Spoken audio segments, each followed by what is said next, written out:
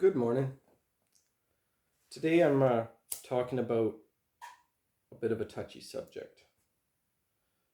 Um, First off, I want to say the reason I'm bringing this up is because I can see that it's heating up again. The debate is heating up, and we always something like some kind of divisive topic comes up right when we need to be distracted from something, right? And I want everybody to notice that we are about to go into recession, right? And we should be getting ready for that and making plans in our communities how to deal with that instead of getting caught up with the next big thing, whether it be Ukraine. My heart goes out to everything that's going on there. However, we need to be here. This is where we need to survive, and we need to make plans on how we're going to survive this recession. So, now that I've said that, I want to just talk on the thing. This is going to be the next big thing everyone's talking about. So, we should talk on it because we need to bring this chaos to order. Because whatever I've always heard is you're either pro life or pro choice, right? Well, I'm pro choice and pro life, right? As far as in there is places for choice, and if we're talking just about abortion, that is a hard word to even say, right?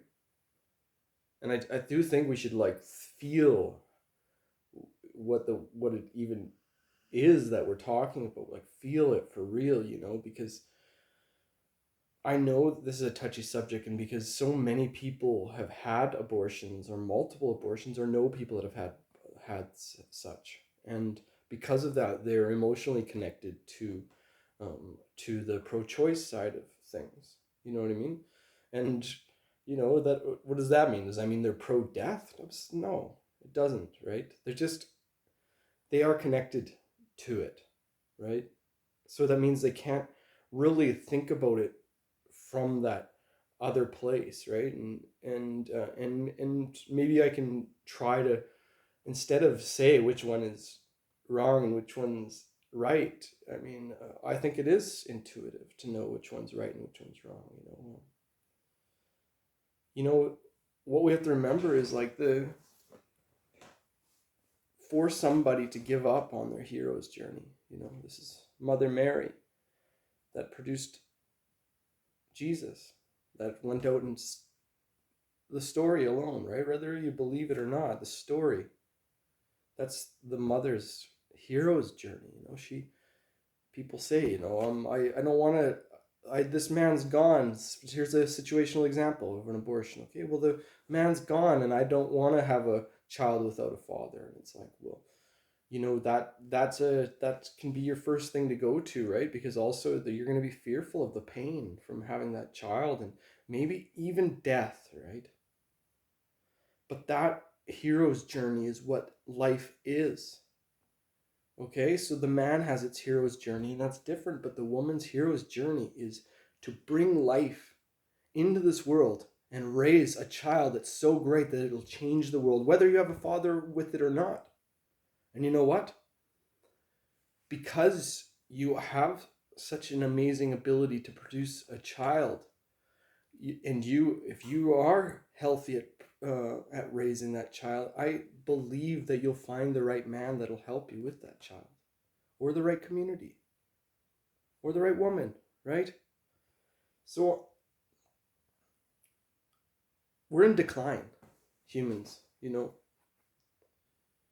and there's a lot of people that are suffering for fertility issues. And even if you don't see a future with that child, right? If you go through that hero's journey for another family, then that is unbelievably noble. And you can think of how you could hold yourself for making that choice, you know? Because you helped a family that couldn't get a child have a child because you had the fortune and misfortune of being impregnated at the wrong time, you know?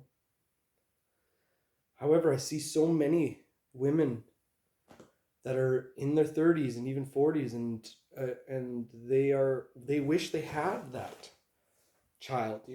They look back, and there's a feeling there. And the ones that I think that are do get to a certain age like that, and they don't feel something, is they put it into the back of their mind, so they don't, which creates the necessity to search for um, life in the external, right?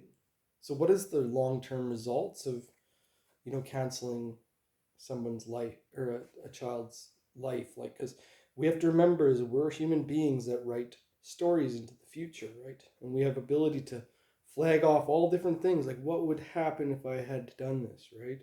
And as people get older and they wish that they had a child, the more they're going to think about what would have happened if I'd kept that child, right? So we this is a trauma that's happened. And it's we've kind of I believe that there is times when maybe we should think about, like if, during rape or whatever, right? There's like, if a woman's raped and she's impregnated, and I believe that's like lower than probably 1% of abortions, right? Then that's something that is puts it onto a different level. However, it still is, you that child isn't going to be as evil as the father, so you don't have to treat it as if it is. You still can treat it as that hero's journey. you know and I also just want to know that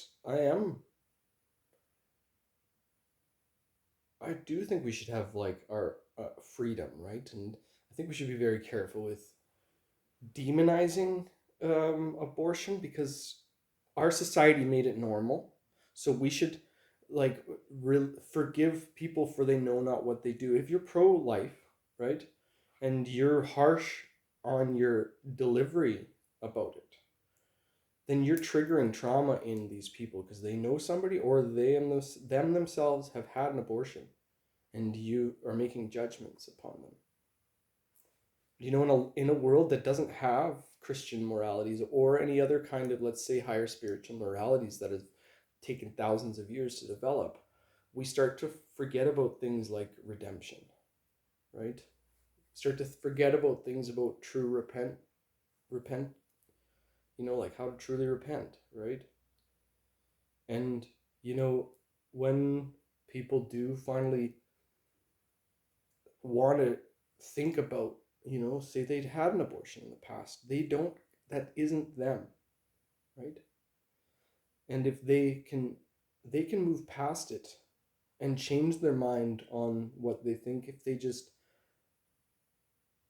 forgive forgive themselves for it. But in that forgiveness, you also say, because I forgive, I will not do again, right? And you live it, right? And you you also that's then you get redemption, because you're you'll be able to redeem yourself, and then you won't have to carry that burden, right? I believe some people are going to be like, wow, that's harsh. Like, he didn't really give much push to the pro-choice. Well, I mean,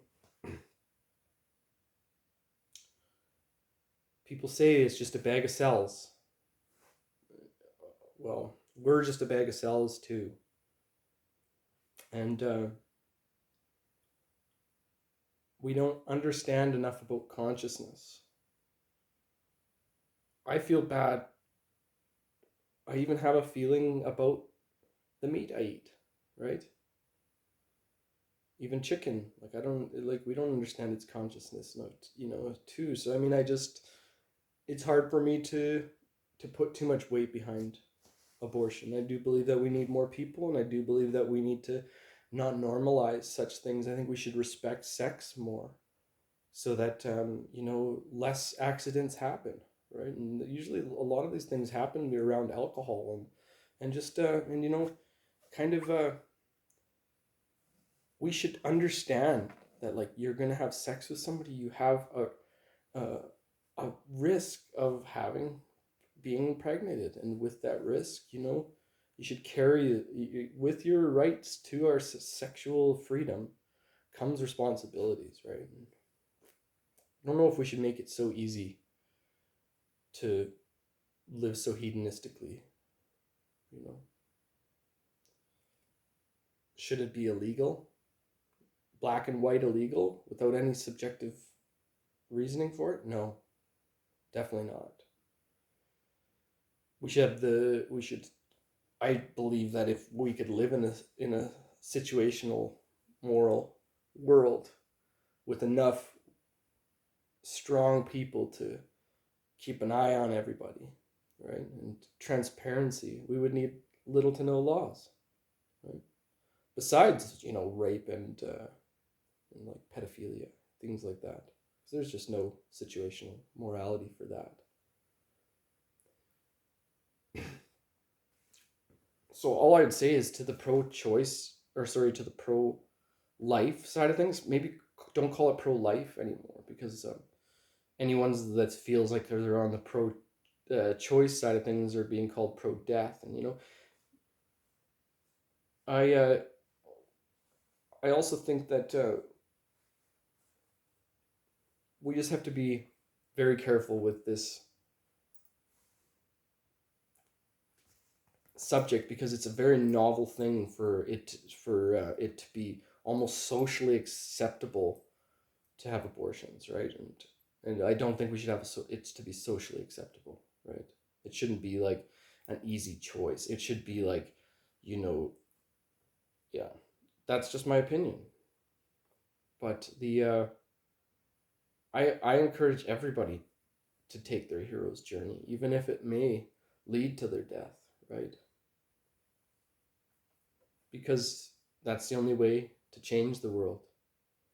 And the only way to change the future is to have a child and raise it to be a powerful person that can change the future, right? That's a true, you know, commitment to life. Because you're not just committing to your life, you're committing to your child's life, your child's life, and so on. Right? We're seeding the crops for 100 years from now. And I believe we need more strong individuals than ever before. So get out there and make some babies. Much love.